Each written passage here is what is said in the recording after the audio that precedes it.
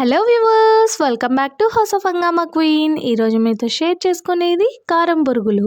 వీటిని ప్రత్యేకంగా రాయలసీమ ఏరియాలో అయితే స్నాక్స్గా తీసుకుంటూ ఉంటాము. సో ఆలస్యం చేయకుండా రెసిపీలోకి వెళ్ళిపోదాం. చలో లెట్స్ స్టార్ట్ ద ప్రాసెస్. ముందుగా ఒక కడాయిలో 2 టేబుల్ స్పూన్ల దాకా ఆయిల్ని వేసుకోవాలి. ఆయిల్ని ఎప్పుడు కూడా మర్మరాల క్వాంటిటీని బట్టి మీరు అడ్జస్ట్ చేసుకోవాలి. ఇక్కడైతే నేను 2 కిలోస్ మర్మరాల దాకా చేస్తున్నాను. నెక్స్ట్ ఆయిల్ కాస్త వేడైన వెంటనే ఇందులోకి పల్లీలు అండ్ అలాగే పుట్నాలని మీరు ఎన్ని ఎక్కువగా వేసుకుంటే అంత బాగా ఉంటాయండి. ఇక్కడైతే నేను ఒక హాఫ్ కప్పు దాకా పల్లీలు అండ్ అలాగే పుట్నాలని లో ఫ్లేమ్లో పెట్టుకొని విడివిడిగా వేయించుకున్నాను. ఇవి బాగా క్రిస్పీగా వస్తాయి.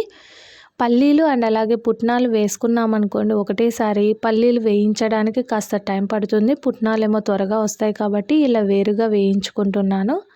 ఇలా వేయించి పక్కన పెట్టుకున్న తర్వాత ఇందులోకి ఆప్షనల్గా జీడిపప్పు ముక్కల్ని కూడా వేసుకోవచ్చు. జీడిపప్పు కాస్త వేగిన వెంటనే ఇందులోకి 1 టేబుల్ స్పూన్ ఆవాలు, జీలకర్ర వేసుకోవాలి. అవి చిటపటలాడించుకున్న తర్వాత 1/2 టేబుల్ స్పూన్ పసుపును వేసుకోండి. పసుపు మీరు కలర్ కోసం కాస్త కూడా వేసుకోవచ్చు, లేదు అంటే లైట్గా కానీ వేసుకోండి. అది వేసుకున్న తర్వాతనే ఇందులోకి ఎండుమిర్చి ముక్కలు అండ్ అలాగే ఫ్రెష్గా ఉన్న కరివేపాకు వేసుకొని అవి కూడా వేగిన వెంటనే ఫ్లేమ్ని లోలో పెట్టుకొని 1.5 టేబుల్ స్పూన్ దాకా కారం పొడిని వేసుకోండి. కారం పొడి వేసిన వెంటనే ఫ్లేమ్ని ఆఫ్ చేసేసేయండి, లేదంటే కలర్ త్వరగా మాడిపోతుంది అండ్ అలాగే టేస్ట్ కూడా బాగుండదు. లాస్ట్లో రుచికి సరిపడ్డ ఉప్పును కూడా యాడ్ చేసుకున్న తర్వాత ఒకసారి మిక్స్ చేసుకొని ఇందులోకి ముందుగా వేయించి పెట్టుకున్న పల్లీలు అండ్ అలాగే పుట్నాలను కూడా వేసుకొని అంతా బాగా కోట్ అయ్యే విధంగా కలుపుకోవాలి. సో ఈ విధంగా ముందుగానే తాలింపును తయారు చేసుకొని పక్కన పెట్టుకోవాలి. నెక్స్ట్ ఒక గిన్నెలోకి మరమరాలని యాడ్ చేసుకోండి. మరమరాలని మీరు తీసుకునే క్వాంటిటీని బట్టి మిక్స్ చేసుకోవడానికి వీలుగా గిన్నెలోకి తీసుకోండి.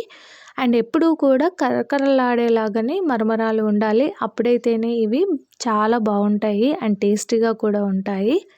ఇవి తీసుకున్న తర్వాత ఇందులోకి తాలింపు పెట్టుకున్నాం కదా, దాన్ని వేసుకొని ఇలా స్పూన్తో కానివ్వండి లేదంటే చేత్తో కానివ్వండి మొత్తం బాగా కోట్ అయ్యే విధంగా కలుపుకోవాలి. చూసారు కదా, చాలా సింపుల్ అండ్ క్విక్గా మనం కరకరలాడే కారం బొరుగుల్ని ఎలా తయారు చేసుకోవాలో. వీటిని ఎస్పెషల్లీ ఈవినింగ్ స్నాక్స్గా చాలా బాగుంటాయి. అండ్ అలాగే వీటితో పాటు మనము ఆనియన్స్, టొమాటోస్ కట్ చేసుకొని వేసుకోవచ్చు. అండ్ అలాగే ఇందులోకి మనము ఏవైనా కార్న్ఫ్లేక్స్ కానివ్వండి లేదు అంటే కారాలను కానీ మిక్స్ చేసుకున్నా చాలా బాగుంటాయి. సో మీరు కూడా ఒకసారి టేస్ట్ చేసి మీకు ఎలా వచ్చిందో నాతో షేర్ చేసుకోండి. అండ్ తప్పకుండా పక్కనున్న బెల్ ఐకాన్ని క్లిక్ చేసి లైక్ చేయండి, షేర్ చేయండి. Thank you.